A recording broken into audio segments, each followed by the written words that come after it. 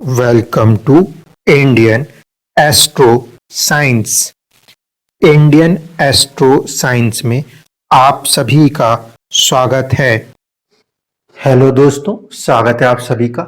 आज हम एक कुंडली के ऊपर चर्चा करते हैं।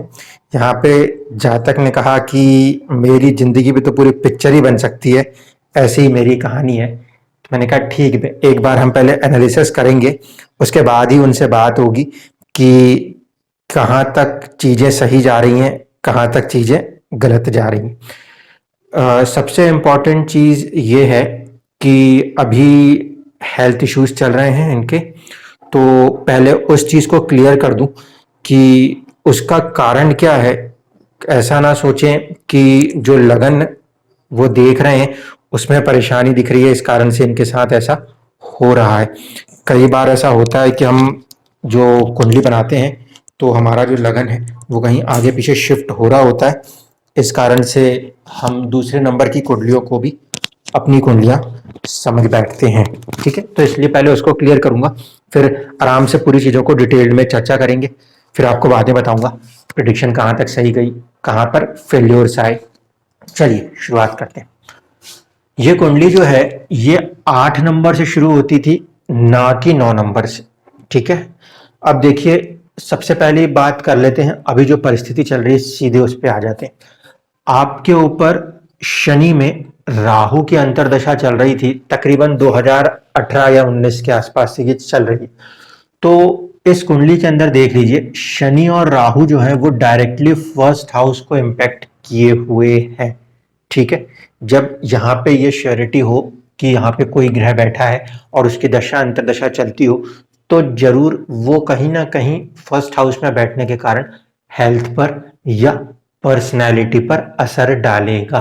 ठीक है, ये पहली चीज है। दूसरी चीज ये कि अगर सिर्फ लगन कुंडली से देखा जाए तो ये स्वामी है अपने लिए थर्ड हाउस का और फोर्थ हाउस का, लेकिन शनि जो है वो कारक है बीमारियों का, इस कारण से उसने बीमार भी किया है। मैं इस चीज को बाद में पूरा समझाऊंगा, पहले यहाँ पे आता हूं। ये जो चार्ट है ये है D6 सिक्स्थ हाउस का डिवीजन। ठीक है, क्योंकि हम इस समय बीमारी की बात कर रहे हैं। बीमारी के चार्ट पे अगर हम जाएंगे तो वहां पे जो हमें लगन बन के मिला वो 12 नंबर था। ठीक है, मैंने इसको इस लगन के बराबर करने के लिए कुंडली इस तरह से लिखी है। जब D6 का चार्ट बनता है तो वो 12 नंबर से बनता है। 12 नंबर से बनता है, 12 नंबर के स्वामी होते हैं गुरुदेव। आपकी जो प्रॉब्लम है डायलिसिस की हम बात कर रहे हैं, इसका मतलब है कहीं ना कहीं किडनी एरिया की प्रॉब्लम है, और कहीं ना कहीं जुपिटर का ही डोमेन हम देखते हैं इन चीजों के लिए भी। ठीक है, तो कभी कभी यहां से हम ऐसे हिंट्स को देख सकते हैं कि जो असेंडेंट का मालिक है वो जुपिटर है, इस कारण से शायद जुपिटर की डोमेन से प्रॉब्लम आई। दूसरी चीज है कि सूर्य जो है, जो कि कारक होते हैं हेल्थ के, फर्स्ट हाउस के लिए सूर्य को हम कारकत्व के तौर पे मानते हैं कि वहां के वो कारक भी हैं, उनकी मौजूदगी है कहीं ना कहीं, तो हेल्थ को वो अपनी ओर से पूरा प्रयास करते हैं ठीक रखने का। जुपिटर जो है इस कुंडली में, जो कि यहां से देखेंगे D6 का असेंडेंट लॉर्ड बनता, वो शत्रु राशि है शुक्र की राशि में जाकर। ठीक है, ऐसे परिस्थिति में यह भी तय है कि कहीं ना कहीं उससे जुड़ी हुई बीमारी होने की क्षमता थोड़ी सी ज्यादा है। और जब मैं इसको लगन के तुल्य कर देता हूं उस कंडीशन में ये 6th हाउस में आ जाता है आपका शुक्र।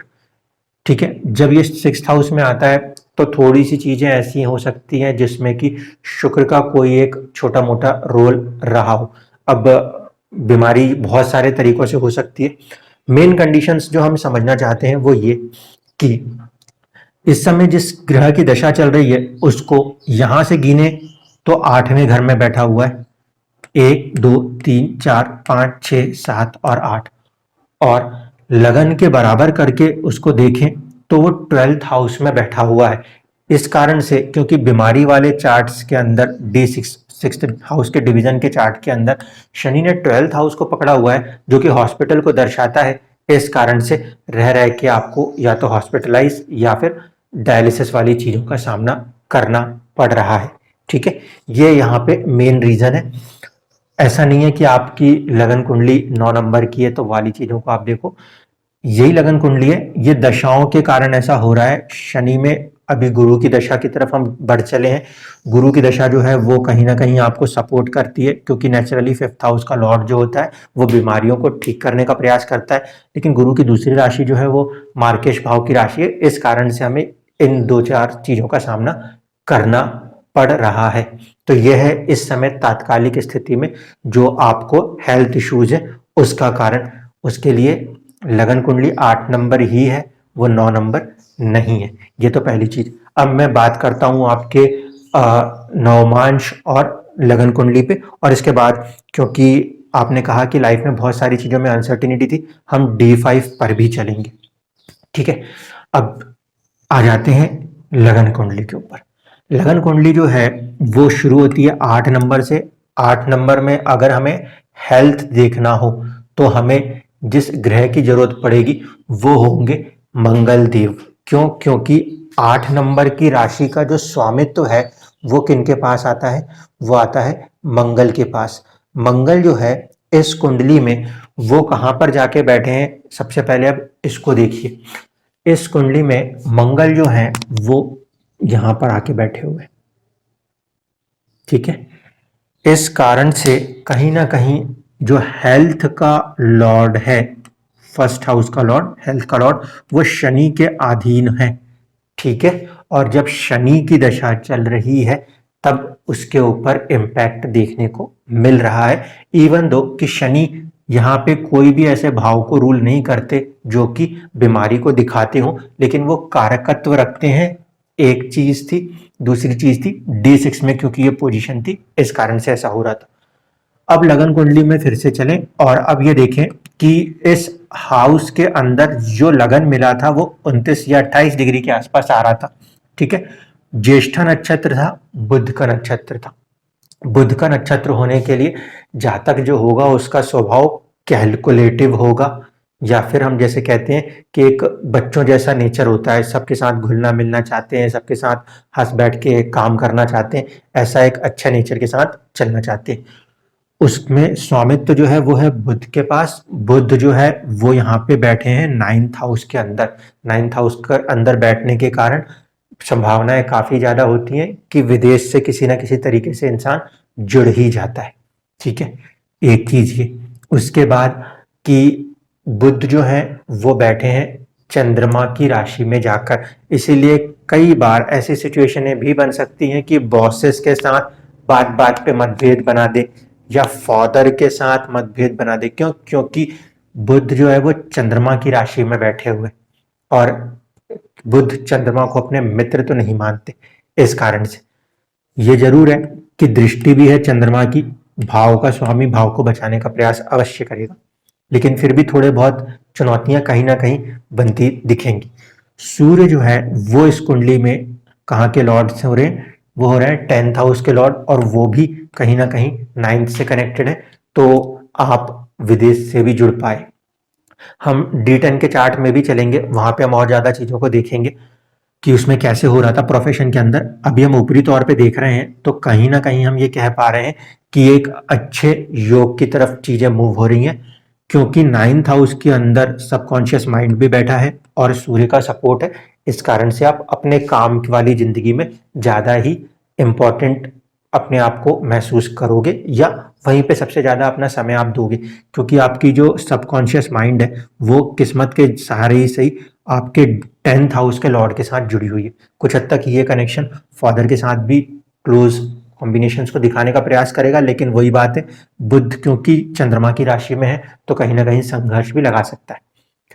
ये बुध के पास दो राशियों का स्वामित्व है, एक आ रही है 11th हाउस में और एक आ रही है 8th हाउस में। 11th हाउस हमेशा गेन्स कराएगा और 8th हाउस हमेशा अनसर्टिनिटी देगा। कई बार ऐसी चीजें हो जाएंगी कि मैं जाना तो कहीं चाह रहा था, चला कहीं और गया और काम कहीं से कहीं कुछ और बन गया। इस तरह की अनसर्टिनिटी होना, और खासकर बुध जब ऐसा ग्रह बन जाए तो बहुत ज्यादा होती है। जितने भी लोगों की कुंडली में जब कोई ग्रह सबकॉन्शियस माइंड बनता हो और वो 8th हाउस से कनेक्ट करता हो, ऐसी परिस्थिति में कुछ ना कुछ चीजें अनसर्टेनली होती हैं कि हमने तो एक्सपेक्ट भी नहीं करी थी और वो हो गई, या हमने कई बार चीजों को अपनी तरफ से उम्मीद लगाई, वो ना हो, कोई दूसरी चीज हो जाए, ऐसा होता है। ये पहली चीज। ठीक है, तो ये दो हाउस की एनर्जी क्योंकि बुध लेके चल रहा है और बुध बहुत ही फास्ट मूविंग प्लेनेट है, चंद्रमा के बाद सेकंड नंबर पे अगर हम कहें तो वो बुध आता है जो कि तेजी से बदलता है। इस कारण से बहुत ही सडनली चेंजेस आने की संभावनाएं बना करेंगी जिंदगी में हमेशा ही। साथ ही साथ बाकी के ग्रहों की स्थिति को समझने का प्रयास करें। 10th हाउस स्टेटस के अंदर जुपिटर की मौजूदगी है जो कि 5th हाउस से आए हैं, जो कि एंटरटेनमेंट का हाउस होता है, लव का भी हाउस होता है, और सेकंड हाउस है जो कि वाणी का भी होता है। तो हो सकता है आपके स्टेटस के साथ एंटरटेनमेंट और आपकी वाणी ये दोनों जुड़ती हो, ठीक है, जो आपने बताया कि जुड़ी भी थी। आपने भारत में रहते हुए कहीं ना कहीं दूरदर्शन और एयर इंडिया के उस लिए काम किया हुआ है, आकाशवाणी, सॉरी एयर इंडिया तो फ्लाइट हो जाएगी, आकाशवाणी और दूरदर्शन के लिए आपने काम किया हुआ है, तो ये दोनों चीजें कहीं ना कहीं कनेक्ट तो हो रही थी। साथ ही साथ हम देख रहे हैं कि विदेश में जाके भी आप कम्युनिकेशन से जुड़े हुए कामों में अच्छे से काम कर रहे हैं, क्योंकि मर्क्यूरी जो है वो कम्युनिकेशन का एक नेचुरल प्लेनेट माना जाता है। इस कारण से आप अमेरिका में भी सबसे बड़ी एजेंसी के साथ जुड़ के काम कर पा रहे हैं। अब देखते हैं बाकी ग्रहों की स्थिति क्या है। 4th हाउस के अंदर मंगल का बैठना ये थोड़ी सी चुनौतियां देगा, क्योंकि देखिए ये राशि है शनि की, मदर की हेल्थ को तो लंबा खींच जाएगा क्योंकि शनि है, लेकिन कहीं ना कहीं पर मंगल जब चौथे में बैठेगा तो दिशा बलहीन हो जाएगा। ऐसी परिस्थिति में कहीं ना कहीं हम ये भी कह सकते हैं कि आप मांगलिक थे, मदर्स के साथ रिलेशन में थोड़ी सी चुनौतियां यहाँ पे आ सकती हैं, क्योंकि ये शनि जो है 4th हाउस का लॉर्ड, ये राहु केतु एक्सिस में भी है और इस भाव में मंगल की मौजूदगी। मंगल शनि को अपना शत्रु नहीं मानता, इसलिए वो भाव का नाश तो नहीं करेगा, ठीक है, न्यूट्रल रहेगा। लेकिन ये बात से इनकार नहीं किया जा सकता कि 4th हाउस का लॉर्ड जब भी राहु केतु के एक्सिस में आ जाए तो बहुत बार मनोस्थिति, 4th हाउस मनोस्थिति जो है उसमें बदलाव की स्थितियां देखने को मिलती हैं, ठीक है, इस चीज को ध्यान रखिएगा। चंद्रमा जो है वो इस कुंडली में कहीं ना कहीं साहस और पराक्रम के भाव से जुड़ा हुआ है, इसलिए मन में हमेशा साहस और पराक्रम बना रहेगा। एक चीज और कि इस कुंडली के अंदर शनि जो है वो वक्री है और मौजूद है लगन के अंदर। शनि का वक्री होना उसकी दृष्टियां जो है उसको चेंज करेगा। उसकी दृष्टि अब चंद्रमा के ऊपर नहीं आके उसकी दृष्टि जाएगी लाभ भाव की तरफ, और यहाँ पे 10th हाउस पे दृष्टि नहीं जाएगी क्योंकि गिनती अब ऐसे में होगी ना कि ऐसे में। तो ऐसे में जब आप गिनोगे तो 7th एस्पेक्ट यहाँ है और 10th एस्पेक्ट यहाँ पर है। इस कारण से 4th हाउस की चीजों को शनि परेशानियों के साथ ही सही लेकिन देरी से कनेक्ट करके दे देगा, इतनी चीजों को ध्यान रखना। अब बात करूं शुक्र की। शुक्र जो है वो 12th हाउस के लॉर्ड हैं, साथ ही साथ वो 7th हाउस के लॉर्ड हैं, वो भी अनसर्टिनिटी में चले गए हैं। तो कहा जा सकता है विदेश भी अनसर्टेनली जाना पड़ा हो, या फिर मैरिज के साथ भी एक अनसर्टिनिटी जुड़ जाएगी, क्योंकि 7th हाउस का लॉर्ड भी 8th हाउस में गया है। 8th हाउस अपने आप में काफी अनसर्टेन होता है, इस कारण से। अब आपने कहा था कि लव के अंदर भी कुछ चीजें चली, मैरिजेस के अंदर भी चली, तो उसमें बता दूं यहाँ पर जो हमारे को सबकॉन्शियस माइंड का नक्षत्र मिल रहा था वो 11-12 डिग्री के आसपास आ रहा था और राशि आ रही थी एरीज, यानी कि जो आपका 5th हाउस है। 5th हाउस चाइल्ड के लिए भी देखते हैं और लव के लिए भी देखते हैं।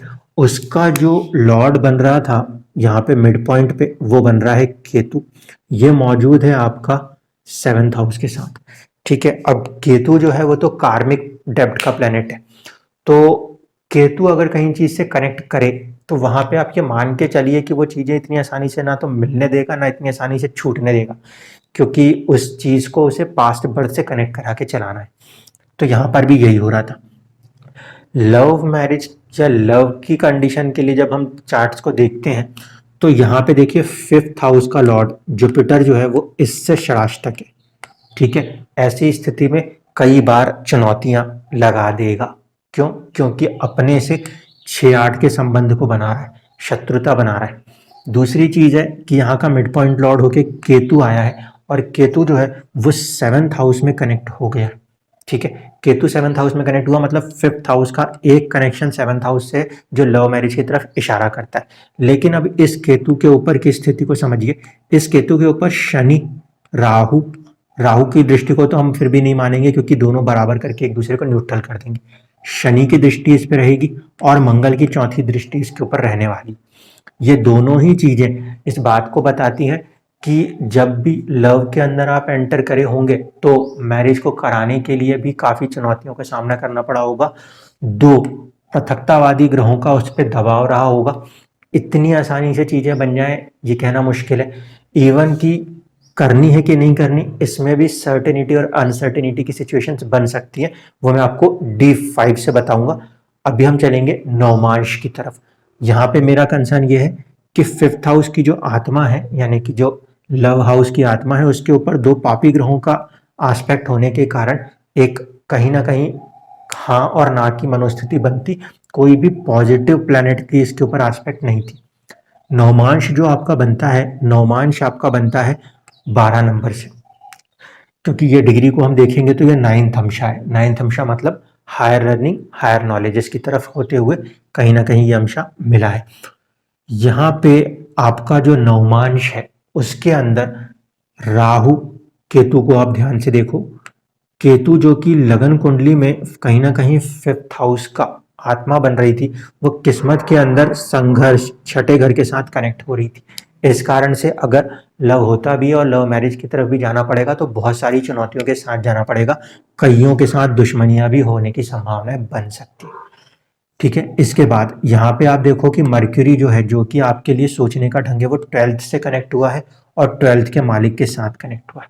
शुक्र जो होता है वो कारकत्व रखता है मेल चार्ट्स में कि फीमेल पार्टनर को देखना हो तो आपको अपनी मर्जी की शादी करनी है, ऐसी वाली परिस्थिति भी बना सकता है, क्योंकि बुद्धि जो है वो इसके कंडीशन पूरी तरीके से मैच कर रही है। उसी की राशि में उसके साथ बैठना, और वो भी 12th हाउस। 12th हाउस का मतलब काफी चुनौतियां, काफी परेशानियों को लगा देगा, नेचुरली लगाएगा, क्योंकि किस्मत में बुध यहाँ पे बैठा हुआ है। तो ना सिर्फ कि मैरिज, आप किसी भी काम में एंटर होते हो वहां पे आपको कोई ना कोई चुनौती जरूर लगाएगा। ठीक है, ये किस्मत से चीजें दिख रही। इसके बाद जुपिटर और मार्स, ये दोनों के दोनों हम देखें तो यहाँ पे मौजूद है 8th हाउस में। मंगल नवमांश की कुंडली के अंदर जब हम बना रहे हैं और लगन के बराबर करके, तो 8th हाउस में आना इसका मतलब है कभी कभी एग्रेशन देगा, कभी कभी छोटी छोटी बातों के ऊपर अचानक से गुस्सा आ सकता है। क्यों? क्योंकि ये बुध की राशि में बैठा हुआ है, वो बुध को अपना दोस्त नहीं मानता। इस कारण से कई बार टकराव की स्थितियां बना सकता है मैरिटल लाइफ के हैप्पीनेस के अंदर।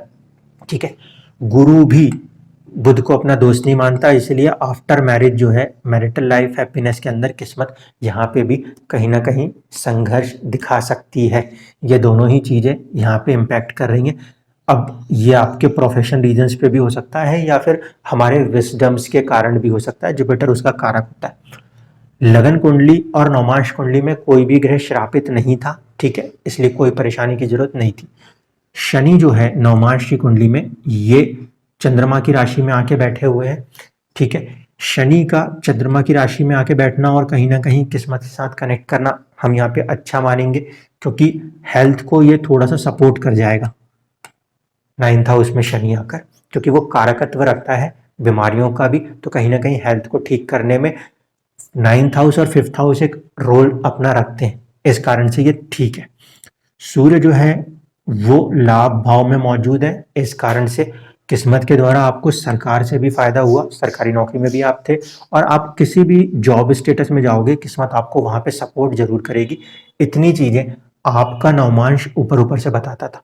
अब D10 के चार्ट को मैं यहाँ नहीं बनाता, D5 बनाऊंगा। D10 के चार्ट में हमने देखा कि मंगल और गुरु जो हैं वो दोनों के दोनों श्रापित आए थे, और श्रापित राहु भी आया था, और तीनों के तीनों हैं D10 के फर्स्ट हाउस के अंदर। ठीक है, तो मैंने आपसे कहा था कि राहु उस दिशा में जाए तो कई बार वो श्रापित होकर भी अपने रिजल्ट्स को दे देता है। तो मीडिया लाइंस और जिस एंटरटेनमेंट इंडस्ट्री के साथ आप जुड़े हो, न्यूज इंडस्ट्री के साथ आप जुड़े हो, उसमें राहु सपोर्ट कर रहा है। बाकी के दो ग्रह उतना सपोर्ट नहीं कर पा रहे कि आप वहां पे एक एडमिनिस्ट्रेशन पोस्ट को पूरा बना पाए हो, क्योंकि ये दोनों ग्रहों का आपके D10 में श्रापित हो जाना थोड़ा सा चीजों को रोके हुए था। अब मैं D5 की तरफ चलता हूं।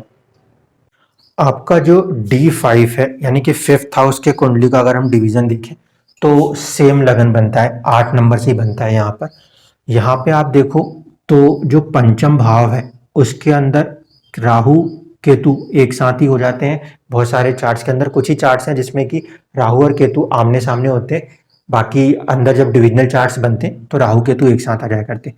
चंद्रमा के साथ राहु केतु का फॉर्मेशन है। राहु जहां डिजायर दिखाता है तो केतु वहां से चीजों को दूर करने की परिस्थिति भी दिखाता है। डिटैचमेंट और डिजायर ये दोनों एक साथ ही चलती, तो यहाँ पर मन के ऊपर ये दोनों प्रभाव होते। ठीक है, दूसरी बात है यहाँ का स्वामी जो है वो केंद्र में आया, ये एक प्लस पॉइंट था। इस कारण से यहाँ पे अगर आप राहु और केतु को देखेंगे तो बहुत ज्यादा अनसर्टेनिटी दिखाई देगी।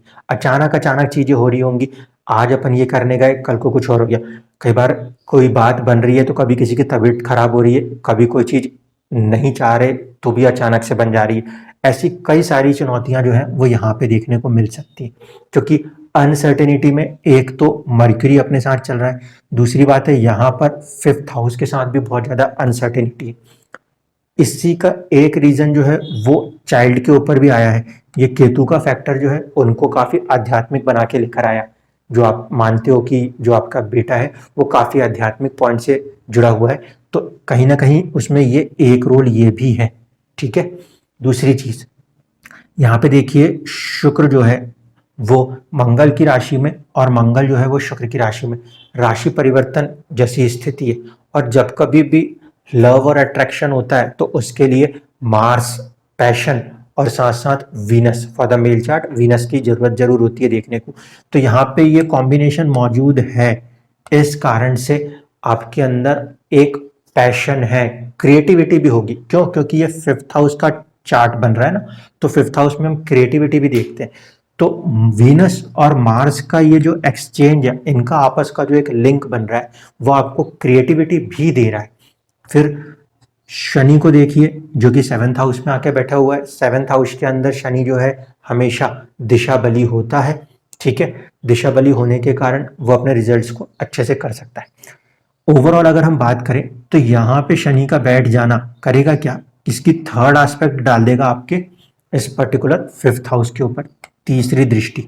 जब तीसरी दृष्टि इस पर आएगी तो फिर इसमें भी कई बार बाधाएं आएंगी, कई बार चीजों में लेट भी हो सकता है। आज हाँ कल ना, आज हाँ कल हाँ, इस तरीके से करते करते चीजों में थोड़ा सा डिले होने की संभावना बिल्कुल से बनती है। दूसरी चीज है मर्क्यूरी और सन आपस में कनेक्ट है। 10th हाउस का फॉर्मेशन यहाँ पे साथ में दिखता है। कहीं ना कहीं फादर इनिशियली अगर मना भी कर रहे हो तो यहाँ पे वो सपोर्ट कर जाएंगे एक कंडीशन में। दूसरी चीज है कि आपका सबकॉन्शियस माइंड मर्क्यूरी वो काफी ज्यादा स्ट्रांग हो रहा है, क्योंकि वो वहां पे वो उच्च राशिस्थ हो रहा है। इस कारण से आप उसमें काफी आगे बढ़ने की क्षमता दिखा दोगे, और ये पूरी की पूरी चीजें जो है वो आपके 5th house, house of love को कहीं ना कहीं देख ही रही हैं।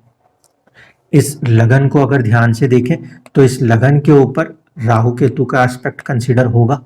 इसके अलावा इसके ऊपर शनि की दृष्टि होगी, इसलिए भी वो चीजें होंगी कि कई बार चीजें मिलती हैं, मन करता है वो चीजें मिल जाती हैं, उसके बाद भी उस चीज से हमारा मन जो है वो डिटैच हो जाया करे।